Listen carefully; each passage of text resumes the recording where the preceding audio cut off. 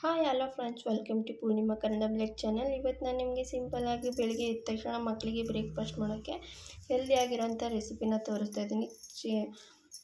Soya chunks pulao easy recipe ನಾನು ನಿಮಗೆ ತೋರಿಸ್ತಾ ಇರೋದು.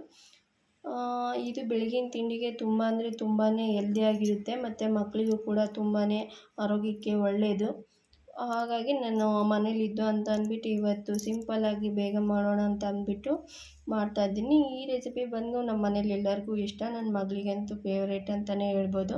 ಸೊ ಹಾಗಾಗಿ ನಾನು ಮೊದಲು ಒಂದು ತಪ್ಪಲಿಗೆ ಸ್ವಲ್ಪ ನೀರು ಬಿಸಿಯಾಗೋಕ್ಕಿಟ್ಟು ಅದಕ್ಕೆ ಸೋಯಾ ಚಂಕ್ಸ್ ಏನಿರುತ್ತೆ ಅದನ್ನು ಹಾಕ್ಬಿಟ್ಟು ಚೆನ್ನಾಗಿ ಮಿಕ್ಸ್ ಮಾಡ್ಕೊತಿದ್ದೀನಿ. ಇದನ್ನು ನೀವು ಬೇಯಿಸಬೇಕು ಅಂತ ಏನಿಲ್ಲ. ನೀರು ಸ್ವಲ್ಪ ಚೆನ್ನಾಗಿ ಬಿಸಿ ಆದಮೇಲೆ ಅದರೊಳಗಡೆ ಹಾಕಿದರೆ ಸಾಕು. ನಾನು ನೀರೆಲ್ಲ ಬಿಸಿ ಆದಮೇಲೆ ಅದರೊಳಗಡೆ ಹಾಕ್ಬಿಟ್ಟು ಅದಕ್ಕೆ ಸ್ವಲ್ಪ ಉಪ್ಪು ಅರಿಶಿನ ಪುಡಿ ಹಾಕ್ಬಿಟ್ಟು ಚೆನ್ನಾಗಿ ಒಂದು 5 ನಿಮಿಷ ಬಿಡ್ತೀನಿ. 5 ನಿಮಿಷ ಬಿಟ್ಟಾದಮೇಲೆ ಅದ್ರದ್ದು ನೀರು ಸ್ವಲ್ಪ ಬಿಸಿ ಕಮ್ಮಿ ಆದಮೇಲೆ ಅದರೊಳಗಿಂದ ಅದನ್ನು ಚೆನ್ನಾಗಿ ಹಿಂಡ್ಬಿಟ್ಟು ತೆಗಿತೀನಿ. ಅದಾದಮೇಲೆ ನಾನಿವಾಗ ಶುಂಠಿ ಬೆಳ್ಳುಳ್ಳಿ ಪೇಸ್ಟು, ಪಲಾವ್ ಎಲೆ, ಚಕ್ಕೆ, ಈರುಳ್ಳಿ, ಟೊಮೊಟೊ, ನಿಂಬೆಹಣ್ಣು, ಕೊತ್ತಂಬರಿ ಸೊಪ್ಪು, ಕರಿಬೇವು ಇವಿಷ್ಟನ್ನು ತೊಗೊಂಡಿದ್ದೀನಿ. ಮತ್ತು ರುಚಿಗೆ ತಕ್ಕಷ್ಟು ಉಪ್ಪು, ಖಾರದ ಪುಡಿ, ಸಾಂಬಾರು ಪುಡಿ ಮತ್ತು ಗರಂ ಮಸಾಲ ಮತ್ತು ಆಯಿಲ್ ಇಷ್ಟನ್ನು ತೊಗೊಬಿಟ್ಟು ಚೆನ್ನಾಗಿ ರೆಡಿ ಮಾಡಿ ಇಟ್ಕೊಂಡಿದ್ರೆ ನಾವು ಬೇಗನೆ ಮಾಡ್ಬೋದು. ಈಗ ನಾನೊಂದು ಕುಕ್ಕರಿಗೆ ತೊಗೊಂಡು ಅದಕ್ಕೆ ಕುಕ್ಕರ್ ಬಿಸಿ ಆದಮೇಲೆ ಒಂದು 2-3 ಟೇಬಲ್ ಸ್ಪೂನಷ್ಟು ಆಯಿಲ್ ಹಾಕ್ಬಿಟ್ಟು ನೆಕ್ಸ್ಟ್ ನಾನು ಚಕ್ಕೆ ಪಲಾವ್ ಎಲೆ ಏನೆಲ್ಲ ತೊಗೊಂಡಿದ್ದೆ ಅದು ಹಾಕ್ಬಿಟ್ಟು ನೆಕ್ಸ್ಟ್ ಬಂದುಬಿಟ್ಟು ನಾನು ಇಲ್ಲಿ ಶುಂಠಿ ಬೆಳ್ಳುಳ್ಳಿ ಪೇಸ್ಟ್ ಯೂಸ್ ಮಾಡ್ತಾಯಿಲ್ಲ.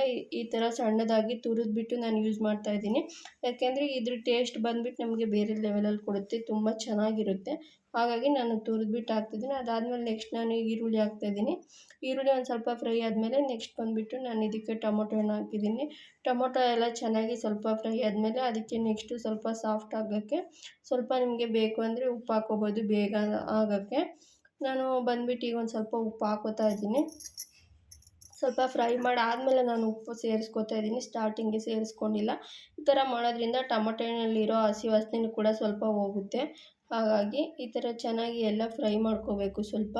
ನೆಕ್ಸ್ಟ್ ಬಂದುಬಿಟ್ಟು ನಾವೇನು ಸೋಯಾ ಚಂಕ್ಸ್ನ ನೀರಿಂದ ತೆಗ್ದು ಹಿಂಡ್ಕೊಂಡಿರ್ತೀವಲ್ವ, ಅದನ್ನು ನಾನು ಇವಾಗ ಇದಕ್ಕೆ ಆ್ಯಡ್ ಮಾಡ್ತಾಯಿದ್ದೀನಿ. ಸೊ ಕೆಲವರೆಲ್ಲ ಎಲ್ಲ ಆದಮೇಲೆ ಲಾಸ್ಟಿಗೆ ರೈಸಿಗೆ ಇದನ್ನು ಆ್ಯಡ್ ಮಾಡ್ತಾರೆ, ಬಟ್ ನಾನು ಹಂಗೆ ಮಾಡ್ತಾಯಿಲ್ಲ. ಇದಕ್ಕೂ ಸ್ವಲ್ಪ ಮಸಾಲೆ ಅನ್ನೋದು ಹಿಡೀಲಿ, ಚೆನ್ನಾಗಿರುತ್ತೆ. ಮಕ್ಕಳು ತಿನ್ನಬೇಕಾದ್ರೆ ಇದು ಸೆಪ್ಪೆ ಆಗುತ್ತೆ ಲಾಸ್ಟಿಗೆ ಹಾಕಿದರೆ.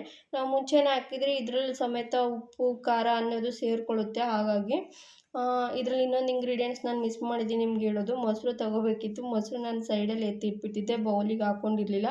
ಹಾಗಾಗಿ ಅದನ್ನು ಹೇಳೋದು ಮರ್ತುಬಿಟ್ಟಿದ್ದೀನಿ ನಾನು. ಇದಕ್ಕೆ ಮೊಸರು ಕೂಡ ಬೇಕು, ಒಂದು 1/4 ಕಪ್ಪಷ್ಟು ಮೊಸರು ಆದರೆ ಸಾಕು. ಸೊ ಇವಾಗ ನೆಕ್ಸ್ಟ್ ಬಂದುಬಿಟ್ಟು ನಾನು ಅರಿಶಿನ ಪುಡಿ, ಧನಿಯಾ ಪೌಡರು ಮತ್ತು ಚಿಲ್ಲಿ ಪೌಡರ್ ಎಲ್ಲ ಹಾಕಿ ಚೆನ್ನಾಗಿ ಫ್ರೈ ಮಾಡ್ಕೊಂಡಾದಮೇಲೆ ನಾನು ಇಲ್ಲಿ ಮೊಸರನ್ನ ಯೂಸ್ ಮಾಡ್ತಾಯಿದ್ದೀನಿ. ಒಂದು 1/4 ಕಪ್ಪಷ್ಟು ನಾನು ಮೊಸರನ್ನ ಯೂಸ್ ಮಾಡಿದ್ದೀನಿ. ನಾನು ಬೆಳಗ್ಗೆ ತಿಂಡಿ ಮಾಡೋ ಅರ್ಜೆಂಟಲ್ಲಿದ್ದೆ, ಹಾಗಾಗಿ ನಾನು ಬೌಲ್ಗೆಲ್ಲ ತೆಗ್ದಿಟ್ಕೊಂಡಿಲ್ಲ. ನಿಮಗೆ ಮೆಜರ್ಮೆಂಟ್ ಬೇಕು ಅಂದರೆ ನೀವು ಒಂದು ಬೌಲಿಗೆ ಹಾಕ್ಕೋಬೋದು. ನೋಡಿ ಇವಾಗ ಈ ಥರ ನಾನು ಚೆನ್ನಾಗಿ ಫ್ರೈ ಮಾಡ್ಕೊಂಡಿದ್ದೀನಿ. ನೀವು ನೋಡ್ತಾ ಇರ್ಬೋದು. ಇದು ಸೋಯಾ ಚಂಕ್ಸ್ ಬಂದುಬಿಟ್ಟು ನೀವು ಚಿಕ್ಕದಾಗಿ ಕೂಡ ಕಟ್ ಮಾಡ್ಕೋಬೋದು. ನಾನು ಆ ಥರ ಕಟ್ ಮಾಡಿಲ್ಲ, ಏಕೆಂದರೆ ಈ ಥರ ದಪ್ಪದಾಗಿ ಸಿಕ್ಕಿದರೆ ನನ್ನ ಮಗಳಿಗೆ ಇಷ್ಟ ತಿನ್ನೋಕ್ಕೆ, ನನ್ನ ಹಸ್ಬೆಂಡ್ಗೂ ಕೂಡ ಹಾಗೇ. ಅದಕ್ಕೆ ನಾನು ಇದನ್ನು ಚಿಕ್ಕದಾಗಿ ಕಟ್ ಮಾಡಿಲ್ಲ. ನಿಮಗೆ ಬೇಕು ಅಂದರೆ ನೀವು ಚಿಕ್ಕದಾಗಿ ಕಟ್ ಮಾಡ್ಕೋಬೋದು, ನಿಮಗೆ ಅದು ಆಪ್ಷನ್ ಬಿಟ್ಟಿದ್ದು. ಸೊ ನೋಡಿ ಇವಾಗ ಎಲ್ಲ ಚೆನ್ನಾಗಿ ಕುದೀತಾ ಇರಬೇಕಾದ್ರೆ ನಾನು ಮೊದಲೇ ಅಕ್ಕಿನ ತೆಗೆದುಬಿಟ್ಟು ನೆನೆಯೋಕೆ ಇಟ್ಟಿದ್ದೆ.